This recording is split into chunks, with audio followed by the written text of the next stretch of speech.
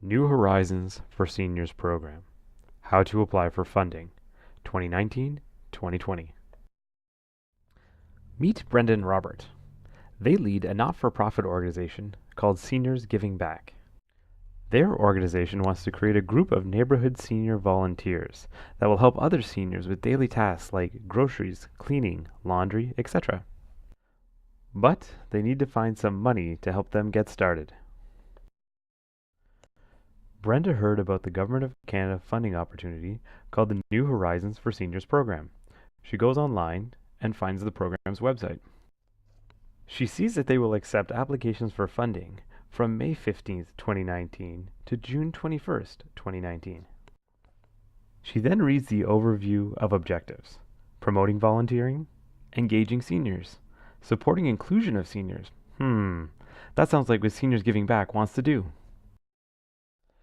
Brenda sees that the program provides two types of grants: community-based grants up to $25,000, community-based up to $5,000, small grants pilot project.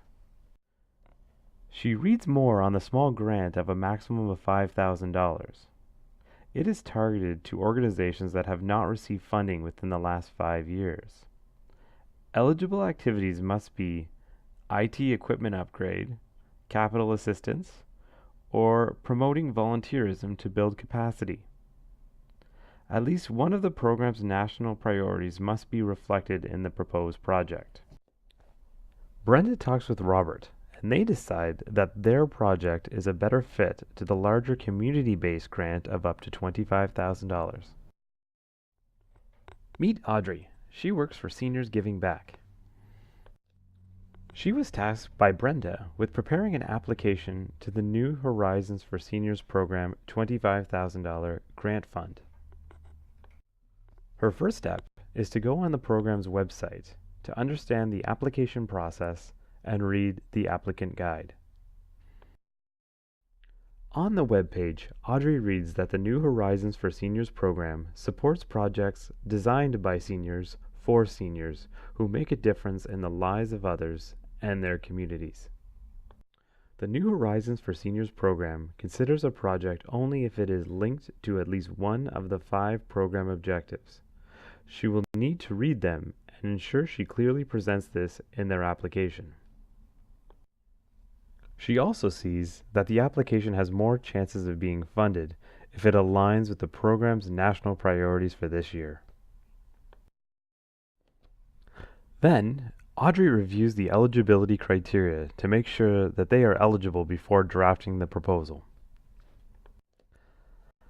There are multiple criteria, and she must ensure that the organization and project meet all of them. The program webpage explains how the application will be assessed. This gives Audrey some important details on how to present the project and be successful. After reviewing the application process, Audrey is ready to complete the application. In the steps to apply, she sees that they need to complete the application form and then send it to the program, either by email or by mail. Audrey opens the application form and reviews the main elements. She will need to provide details on the organization, the project, and the budget. She makes sure she has all the documents she needs and starts completing the form. Section A of the application form is the Notice to Applicants, where Audrey will find some important information on the process. Section B is where she will choose from which grant they are requesting funding. The next section, Section C, Part 1, is where Audrey provides information on the applicant organization. She must ensure she provides accurate and up-to-date information. The next part, Section C, Part 2, is on the proposed project. This is where Audrey must showcase their idea. She must summarize the project, link it to the applicable program objectives and priorities, as well as give a list of activities and timelines. As she fills the application form, Audrey refers to the Program Applicant Guide on the website. It has a lot of great advice on how to draft the best proposal.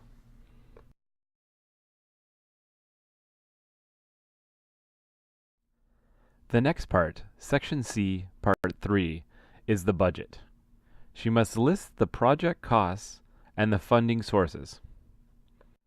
She remembers that in-kind means when a partner includes donated equipment, services, or labor necessary for the project that would otherwise have to be purchased with cash. She must also make sure that the total cost equals the total revenues, and that they do not request more than $25,000. Okay, she's done with the budget. That wasn't so bad.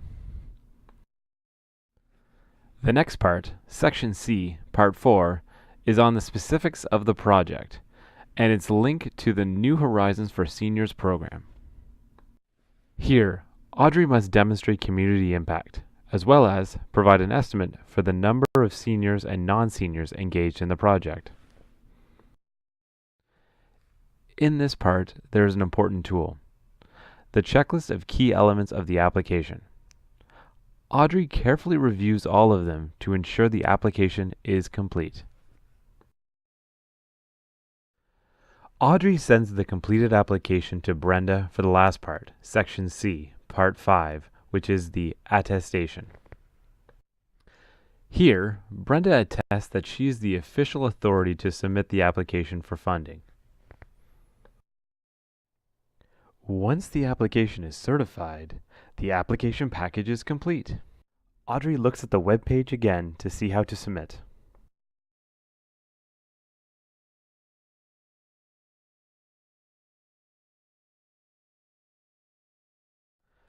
Once the proposal is submitted, they will get an Acknowledgement of Reception.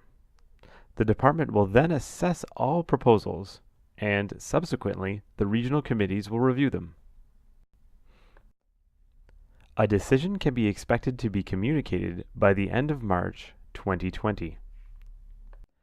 They can email or call Service Canada if they have any questions. Thank you and good luck from the New Horizons for Seniors program and the Government of Canada.